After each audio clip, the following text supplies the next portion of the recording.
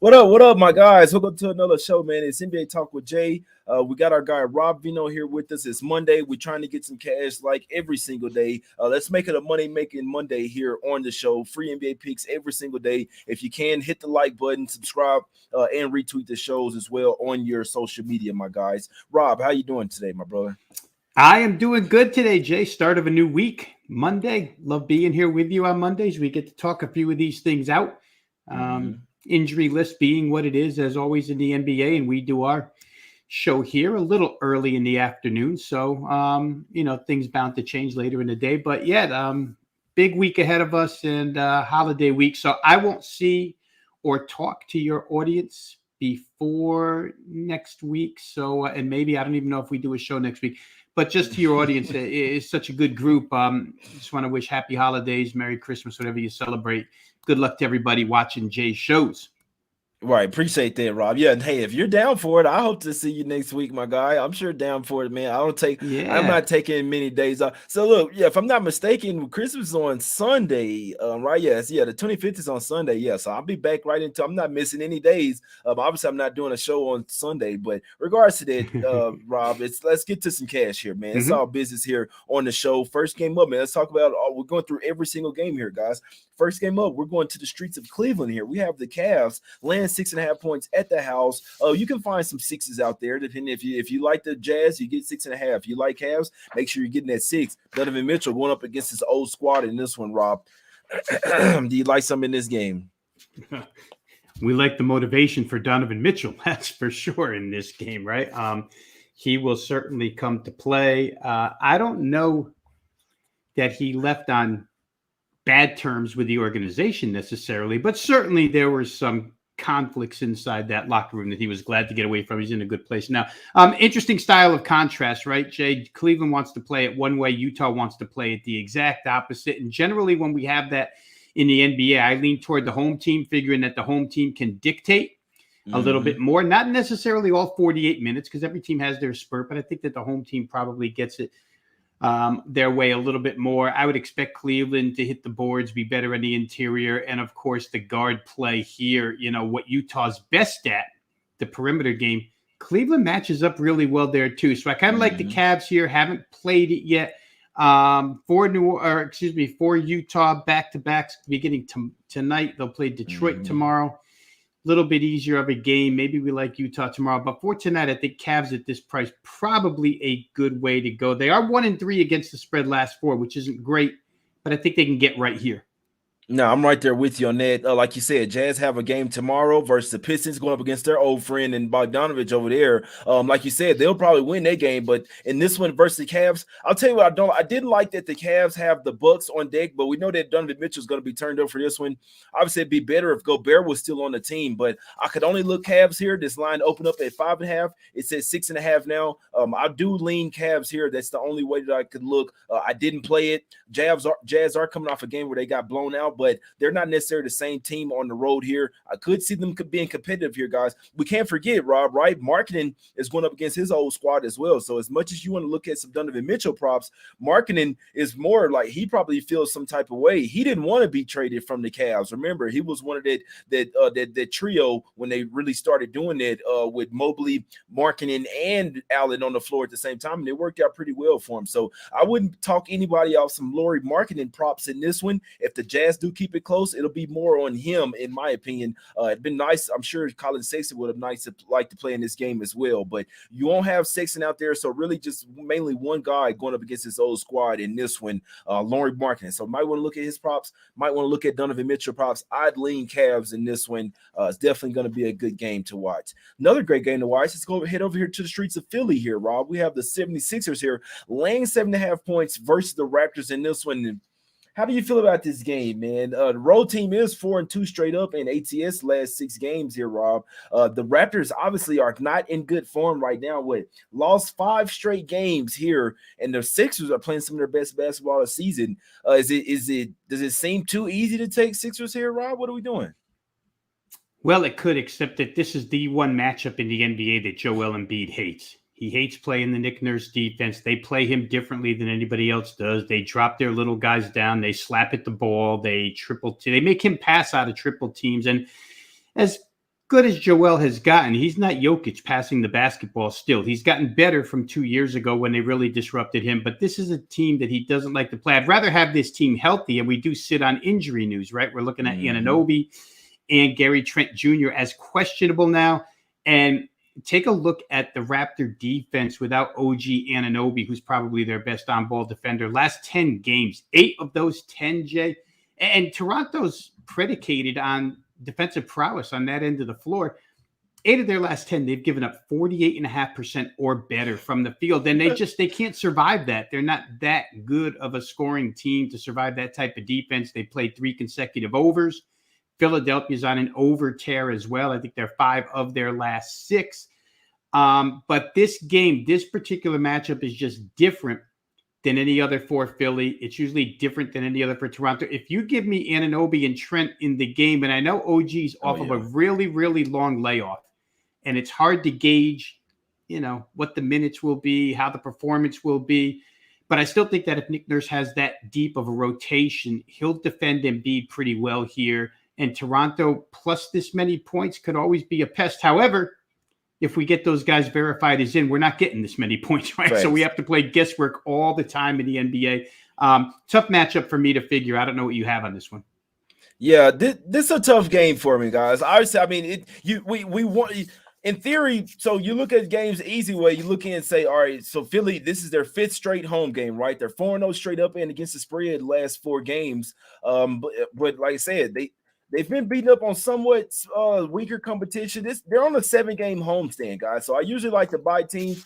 I must say, though, guys, in the state that the Raptors are in, they're not necessarily in a buy state. I'll be honest. And sometimes you don't necessarily want to take a team until they show you something. But I just got this crazy feeling. I mean, I didn't bet this game, but let me tell you, the Raptors are the only way I can look at this game plus 7.5, especially when you see Gary Trent and OG being upgraded to questionable in this one. It kind of tells me that they're going to somewhat go all in to try to win this game and get off this 5-game loser streak. Obviously, this was supposed to be a top-tier Eastern Conference team, maybe top 5, top 6 over there. But like I say, they're coming off a bad game versus the Warriors in a back-to-back spot. But they do play Philly well, can match up well versus them. You have to come in here and play some defense, though. The Raptors have not been playing defense.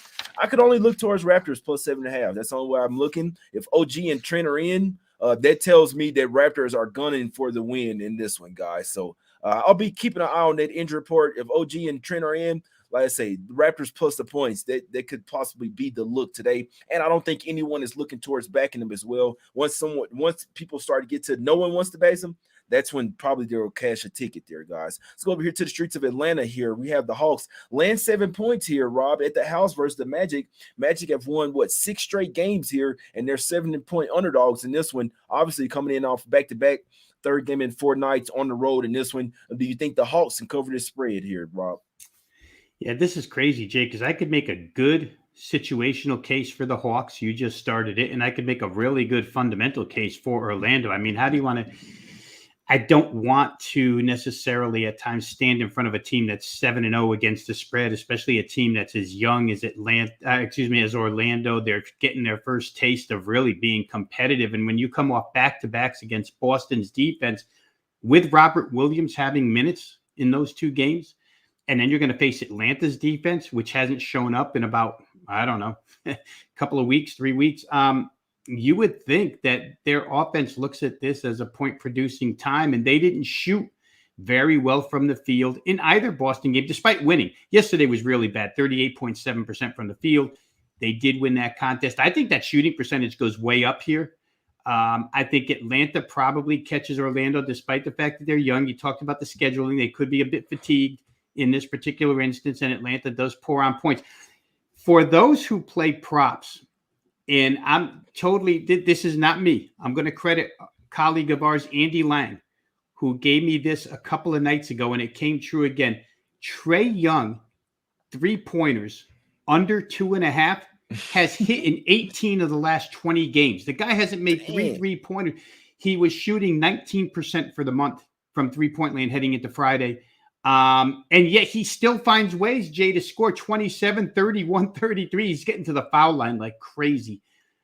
So I think there's a lot of points in this game. Of course, the number's up there. It's Atlanta. I think it sits at 230 as we speak right now. But I would probably lean over in this game. I think Orlando, I'm going to trust that those legs are young enough to withstand the scheduling here. And their eyes will light up when they see Atlanta playing no defense whatsoever. Yeah, I'm not laying points with the Hawks here. Now they do have some guys that are questionable. I believe John Collins and DeJounte Murray are both questionable. They both went through shoot around as well. That didn't necessarily mean that they're ready to play a game, but Collins and Murray went through shoot around, guys. So don't be a bit surprised to see them playing this one. Now for the Magic, now I don't like the spot for them. They are playing some good basketball right now. I'm talking about 6-0 against. They're 7-0 against the spread last 7 games overall, guys. So I'm not betting against this team right now because I see them coming out having a flat spot. Yeah, I could, but like I say, given 7 points, you're getting cushion with them as well on the 7. Like I said, it looks super easy to take the Magic here. Could be somewhat of a little trap spot. I don't like the travel for them. I don't like that there could be a letdown, but like I say, they're playing some really good basketball. Winning is contagious. When you're a bad basketball team and you get to winning games, you kind of forget that you're bad. See what I'm saying? So the Magic actually could, if they keep playing like this, they could make the playoffs, especially at the very least the play-in tournament. I'm sure they would love that, guys. So I kind of said it before the year that the Magic are building some over there with their bigs. They don't even have Wendell Carter Jr. right now, but let's say like when they had Bo out there, Wendell Carter Jr. and Franz Wagner along with their 2 guards, they're building a mini Cleveland Cavaliers team over there, guys, with the bigs. And what Bo is able to do with his handling, shooting, and size and rebounding, it's actually scary, to be honest with you. So I like where the Magic are going right now. In theory, this is a revenge spot for the Hawks. So they were laying 2.5 in Orlando. They got smoked and they were 135, 124. So one of those Magic wins have been versus the Hawks. I don't know what to do with this game, and I want to lean Magic, but obviously, I wouldn't be surprised if the tired legs did set in the second half. I like Magic. I probably want to take them early, want to stay away from full game, but this team is hot right now, guys. I'm definitely not laying 7 going against them right now. So we'll probably lean Magic, but I stayed off the game. Let's go over here to the streets of Minnesota here, Rob. We have the Wolves here getting 4 points. Well, no, it's up to 5 now. We were just talking about this game before the show. Opened up at 4, came down to 3, now back up to 5 with Luka probable in this one, saying he's going to play. Rob, how are we looking at this game, my God? Mavs usually cash when we're on the show on Mondays. Yeah, and I like them, Jay. I like them. Back-to-backs for Minnesota. They got D'Angelo Russell last night back. He played well. Of course, they played Chicago, which is in a complete and total spiral downward right now. 150 the T-Wolves put up on the Bulls last night. And the T-Wolves, for what it's worth, have not been the offensive team that we saw last year. They've been very, very sporadic in their shooting, very sporadic in their scoring. We've talked time and time again about how the Towns Gobert thing hasn't really worked, but Towns has been on the bench for so long now. And Gobert on and off out of the game, maybe not even playing tonight. We will see. But I don't like the spot for them. I don't like them in back-to-back against a soft defense, against a rested Dallas team with Luka playing here and the Mavs playing pretty good defense. And the Mavs, for what it's worth, off of 3 very poor shooting performances in their last 4. I think the last time you and I talked, Jay, I was all hyped up about the way Tim Hardaway was shooting as a starter. Mm-hmm. And, all good things have to come back and regress a little bit. But I think 3 out of 4 games not shooting well as a team is enough. I don't see this team as posing any defensive threat to Dallas here tonight. If you ask me to choose which team's going to play more defense, a rested Dallas team, certainly. So it's like a step up in class for Minnesota here tonight. Yeah, it was fun to get 150 against the Bulls who weren't going to contest anything, but that fun kind of ends here tonight. I think Dallas I would probably, we were talking off air about this game, right? And we were mentioning to each other that maybe we'd like to have Gobert in so that we could get a little bit better price. Right. But I have to say, I'm not afraid of this price. I'm really not. I would lay 4.5 with Dallas here. I just think they're the better side. Who's going to contain Luka? Nobody. And the Minnesota shooting, man, they could shut that light off any second. I mean, those guys can go 3 of 17 as easy as, 11 of 16. So I think I like Dallas pretty good here. Yeah, I'm not sure that I'll tell you something I've noticed, guys. We're always trying to notice patterns, right? Anthony Edwards is a young guy. These guys are human beings, right? We've also seen plenty of footage of him liking to go out on weekends. The guy Anthony Edwards doesn't like playing well on Mondays, guys. I don't know what it is. I don't know if that he goes out on the weekends or what. But just go and look at, for people that like to look at props like what he's hit so and so. Look at Anthony Edwards on Mondays. That is his absolute worst day of the week. I saw beat writers talking about it as well, and I think it translates to the team as well. The Timberwolves have actually 0-6 against the spread in their last 6 Monday games, so it could mean something. It could not, but I know that Edwards for sure has definitely been struggling on Mondays as his worst day of the week.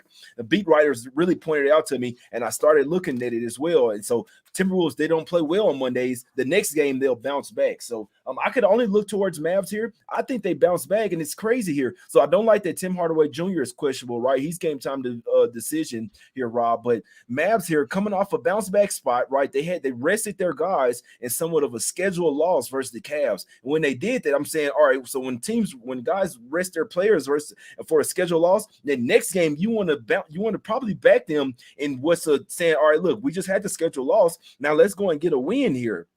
I like the Mavs here. I hadn't played it here, but I can only look towards the Mavs here. And Kemba Walker came out there and balled out. I believe he had 32 points, Rob.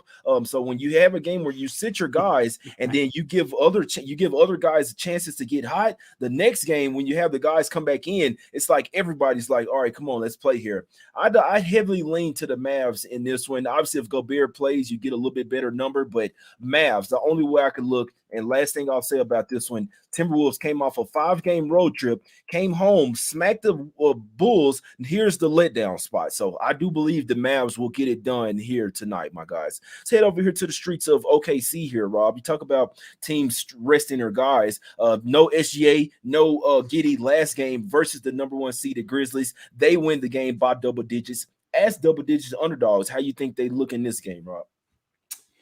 Well, I'll say this. I was a little surprised at the price because I had every intention of playing Portland. I don't want to be against Portland right now. That team's coming together, Jay, and I don't know if you agree or what your feelings are on this squad, but when you watch them now, and I give Damian Lillard so much credit for entire career in that place where things just always seem to go wrong, but he's always optimistic. And right now, that guard tandem is as good. You could give me Steph Curry and Klay Thompson all you want shooting the basketball. These two guys are pretty darn close, man. They shoot it. They've got bigs. The front line is playing well with Jeremy Grant and Nurkic. I like them a lot. However, as I said earlier, I didn't think this price was going to come this high. I really didn't. And OKC, you and I have said it time and time again, 48 minutes of basketball, you'll get it from them. They're not going to go away. And they cover games at the end. In fact, Jay, last week, I think that Dallas played OKC when we were on. And what happens in the fourth quarter at the very end, OKC backdoors them and covers that big number. So they're always there. What I like about this game, I think, is the point total over. I thought it would be mid 230s in this game. It came only 227, now up to 228. But I'm not so sure who's going to stop who in this game. Oklahoma City has played 5 unders in their last 6, I believe it is.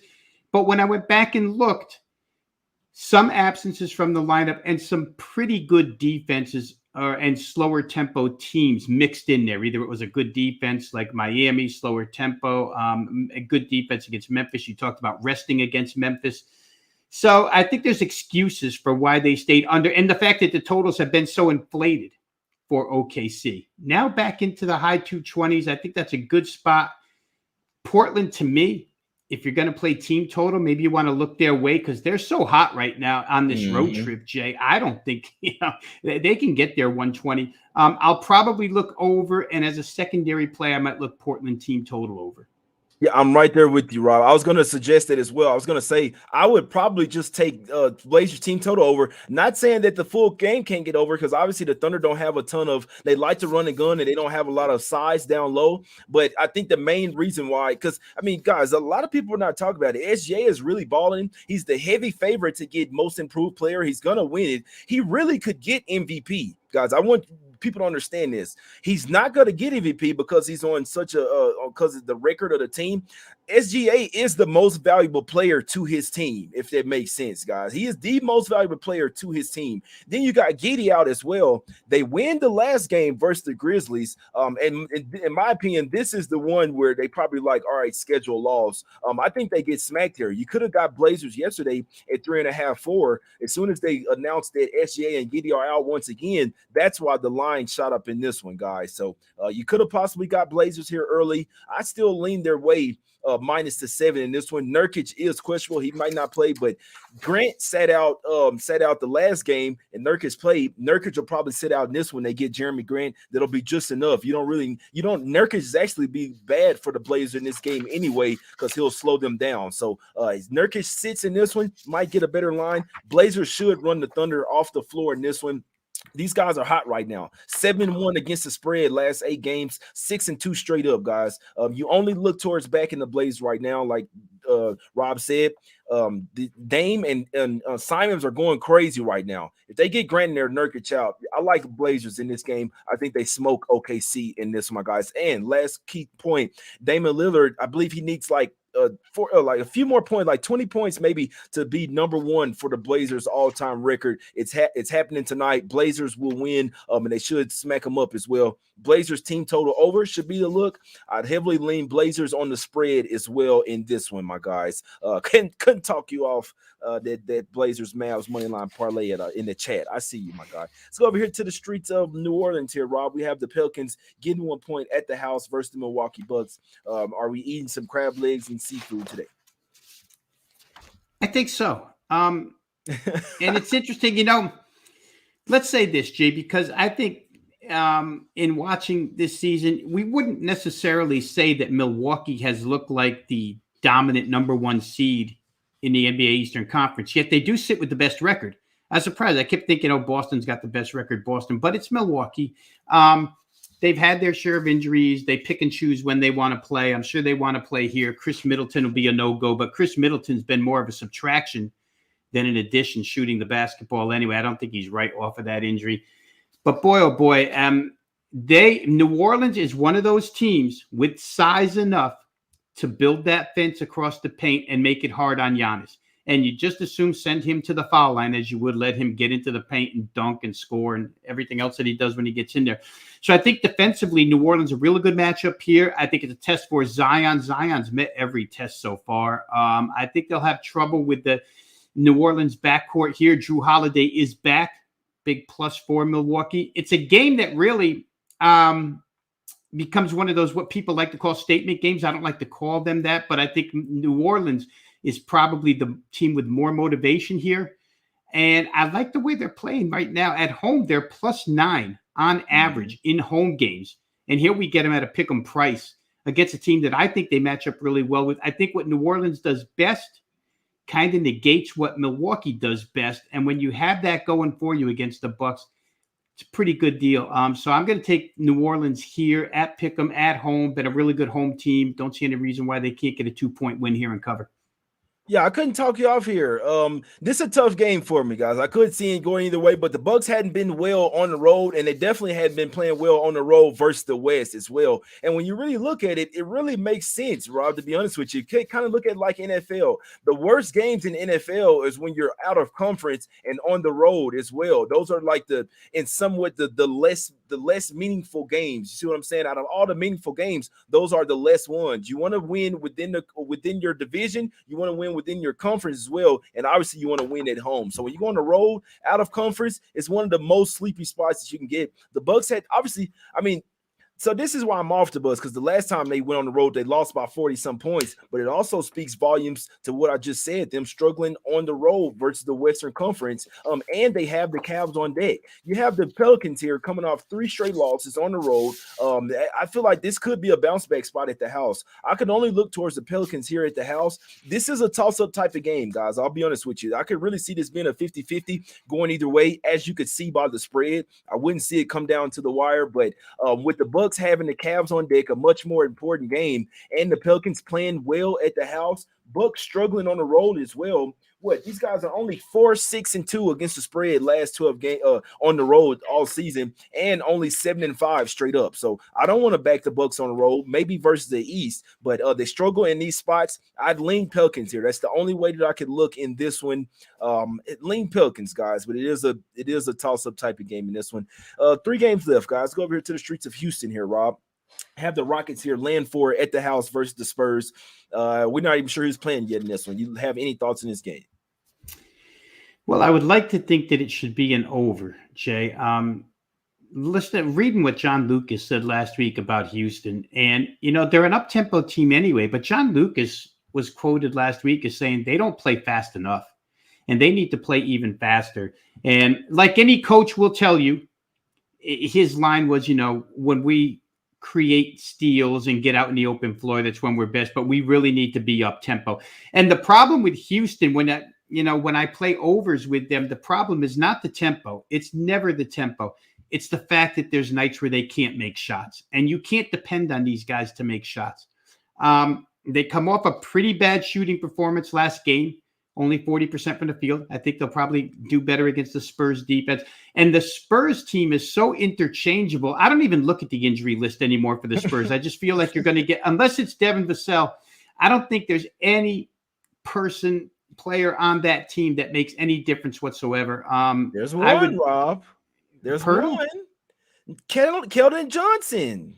Well, he's questionable here, yeah, in this case. He had a big night the other night, I think.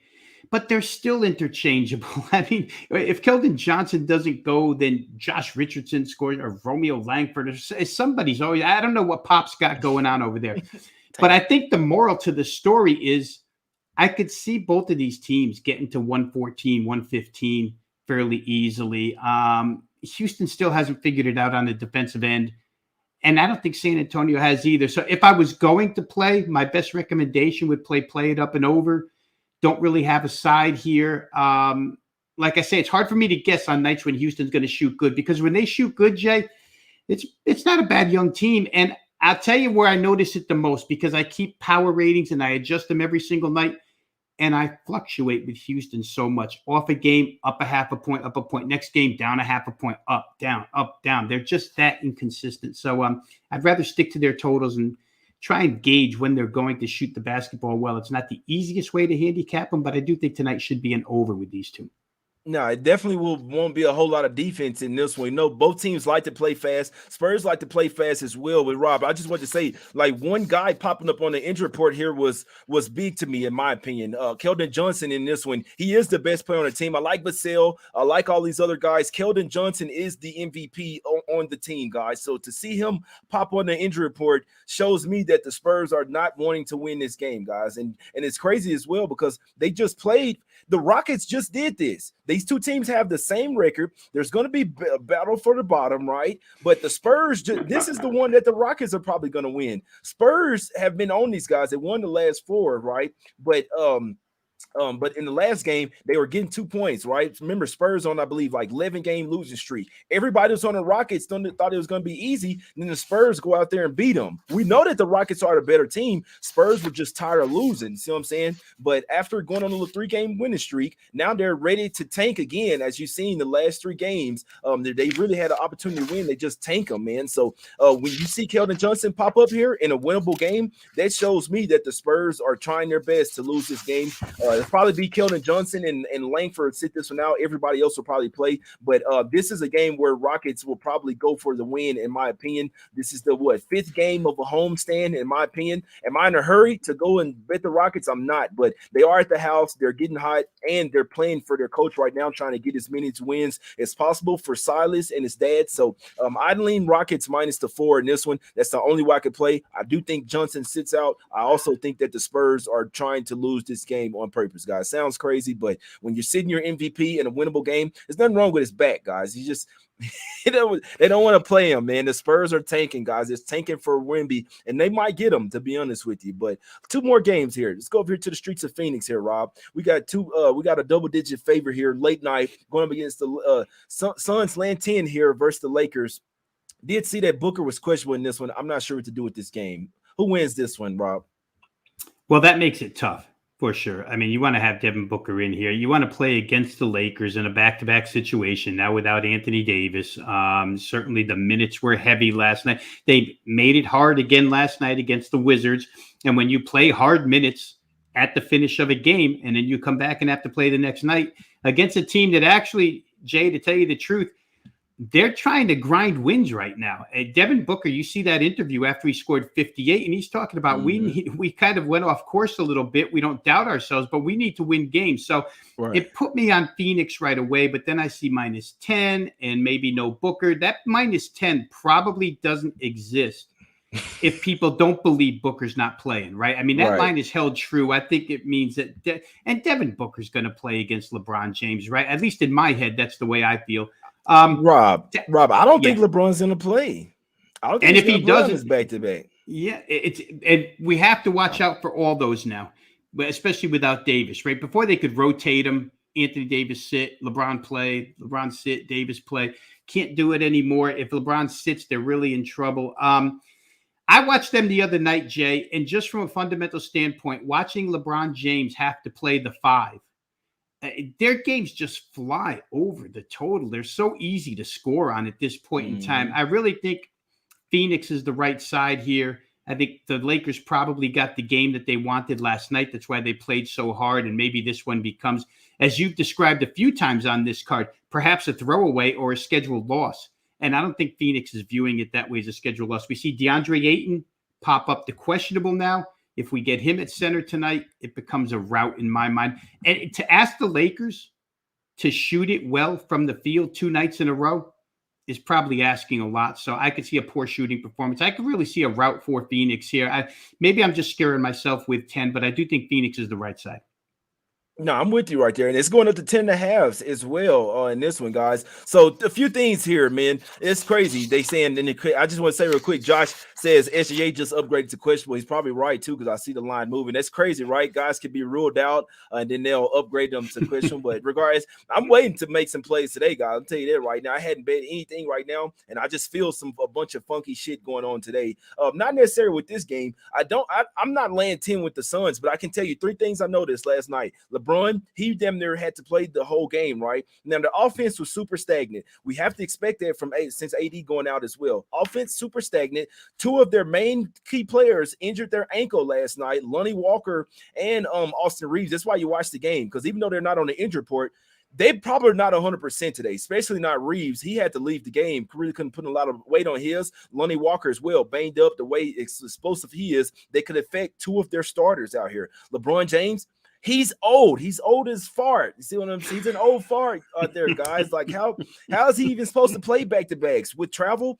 I don't expect LeBron to play. Lonnie Walker and Austin Reeves are probably not 100%. I feel like whether Booker plays or not, I can only look towards Suns here. They have somewhat owned the Lakers. Lakers starting to play better, but Suns have basically owned them, man.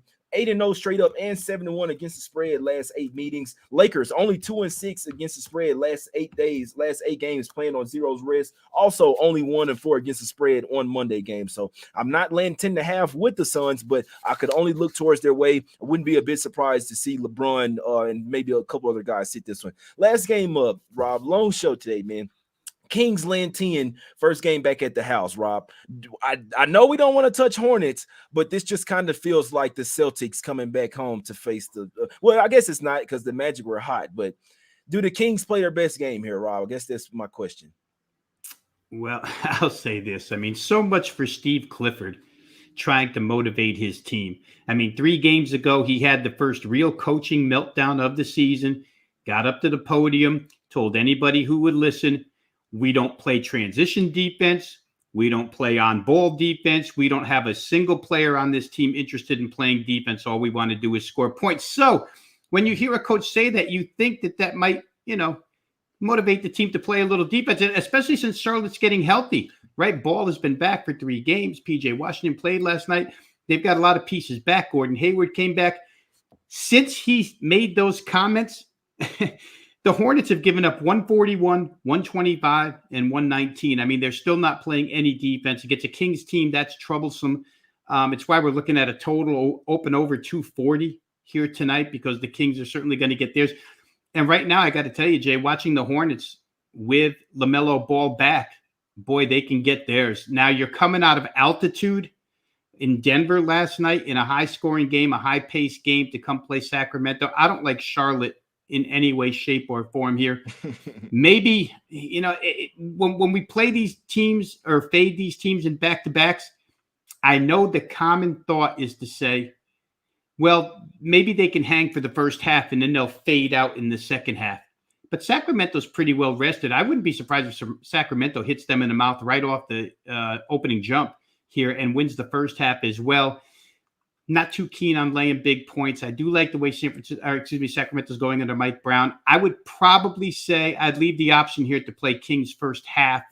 I think that would probably be a way I would go. It shaves the line down a little bit. If you really think they're going to blow them out, play full game. But there's no way I'm getting behind the Hornets here. And at this point in time, 240 is not too big for the Hornets, but I'm not going to get there. Man, I don't know if I even like my money, man. I didn't bet the Hornets here, guys, but I could only look towards the Hornets here. This reminds me of the Celtics coming home, one of the best teams in the league, come home from a West Coast road trip, land 13, they lose the game outright. I know they was versus the Magic. I know the Magic were hot and they match up well, but what do we have here? We have a West Coast team coming in off of land double digits off of a 6-game road trip here. There's no way in here. I would never lay double digits here with the team coming home off of a road trip, guys. I'd never do it. I'm sorry, guys. It's a sleepy spot, letdown spot. You have too much stuff you have to take home, take care of when you get back to the house to be worrying about winning the game by 10 points. And not even that. When you look a little, nobody wants the Hornets today, man. I don't know why I want to bet this shit. So I know they're on the back-to-back, but just look at this, Rob. These two teams just played. They literally just played, right? Kings beat them in overtime, right? The Hornets were on a terrible. Let me see. Did it go to? I don't think it went to over. Yeah, it didn't go to overtime. They win 115-108, October 31st, right? But the Hornets led that game. Basically, they were up 15 points at halftime. Kings had to come out with a 19-point third quarter, outscored them 37-18 in the third quarter to basically take back control of that game. I remember because I was on the Hornets in that game, so I don't like the spot. I was on the Kings in that game, and they end up covering for us or whatever. I believe we have like -4.5 or something. But regardless to that. So I know that Rozier is out in this game, but he was out in the last game as well. They only had one point guard, Dennis Smith Jr. So they at least have LaMelo Ball back in this game. Like I was saying, LaMelo and Rozier is out in that game. I just got a funky feeling. No one likes this game. Everyone's going to be betting the Kings. The refs probably going to be helping out the Hornets in this one. They'll probably lose, but I could see Hornets keeping it close. Like I said, I'm talking a lot for someone that doesn't have official on it, but I wouldn't be a bit surprised to see the Hornets keep this game within 4 or 5 points, just like what they did last night in the Nuggets here. So I guess said all I'd say, heavy lean to the Hornets plus the 10 in that one. Rob, let's get to some free picks here. Obviously, it's $9 Monday over at Wage Talk. Let them know what you got going over there. You have a nice bowl play and some other picks as well, Rob. Let the people know. Yeah, it's a good time to head over to wagertalk.com. Obviously, if you're a football fan, the college football bowls come fast and furious each and every day. If you head over there today for $9, you can get my first 5% blue chip play at Wager Talk. For those who don't know, the highest rating we're allowed to assign to a selection is 5%. That's your one of your best bets of all. I do have one for bowl season. It's upcoming, but it's released now because we don't want the price to get out of hand. So you can get that for $9 today rather than $35. You can also get today's college football bowl game up and available for $9 over at wagertalk.com. I like Jay. Didn't make any NBA plays early on. And I love talking with you, Jay, because I'm glad to hear you in December, how we're talking about these teams are just like tanking in December games. But it's so true. And it makes it a little bit of a minefield for us. So head over to wagertalk.com and pick up a couple of $9 plays in college football action. If you want to see analysis for free on each and every game, each and every sport, each and every day, then just go become a member, wagertalk.com. Drop your email address. It's free. You can pick up the video work that all 23, 24 handicappers do on a daily basis for you, doing our best job to analyze games just like Jay does with all his shows here. I'll go free pick first, Jay. And I'm going to say this. We didn't get to it during the analysis, but now that SGA is in, I really like that game over the total. 228.5 and now steaming towards 229. We both like the way Portland's guard tandem is playing. I don't think they can be stopped here, but SGA is not going to be stopped either. And he and Giddey together have been tremendous. I would be surprised not to see, Giddey play. If he doesn't, it really doesn't matter to me. I just like points in this contest. Give me Portland. I'll use that as official. I'm going to wind up giving it to clients. Portland, Oklahoma City, up and over 228.5. I like it. Yeah, I think I'm trying to see right now, did Giddey get upgraded as well? It's so crazy, guys. It's so crazy, man. These guys were literally ruled out. I'm talking about yesterday, literally out. I feel like when it used to be they're out, it's like, how do they get upgrades? But it happens, guys. It looks like Giddey is still out in theory. But man, I wait a little closer to game time, guys. As you guys can see, the injury report manipulation is starting to come back, guys. I hadn't made a single NBA play. I got to figure out who's all in here. I'll tell you the spots that I'm looking at. The reason why I look at spots in the NBA, because I don't care about the injuries. It's all about the spot. It's all about this team. It's a team game here. You see what I'm saying?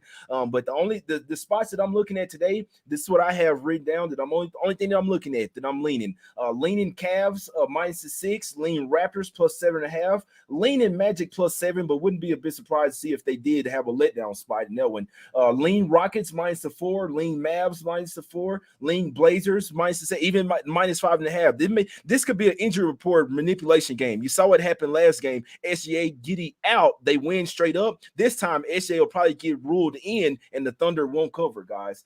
And don't expect Nurkic to play as well. I still lean Blazers, and when it gets to that lowest number possible, they will smack the Thunder up today. Lean Pelicans and Nelwyn. Bucks are not good on the road. I wanted to lean Bucks. That's what I wanted to lean Suns, but not betting the game without Booker. And I lean Hornets +10. Double digits coming back home off a long road trip. I could only look towards the Hornets. They've lost a ton of games in a row. At some point, they will win a game, guys. These guys don't like losing forever. If you can, if you like to, go get a shirt, man. 50% off. Use promo code Xmas over at the site, jmoneyismoney.com, my guys. We appreciate everybody for tuning in. Let's get some cash. Us Against the Bookies, man. Y'all go follow Rob on Twitter. You can follow me as well. We out, man. We back tomorrow.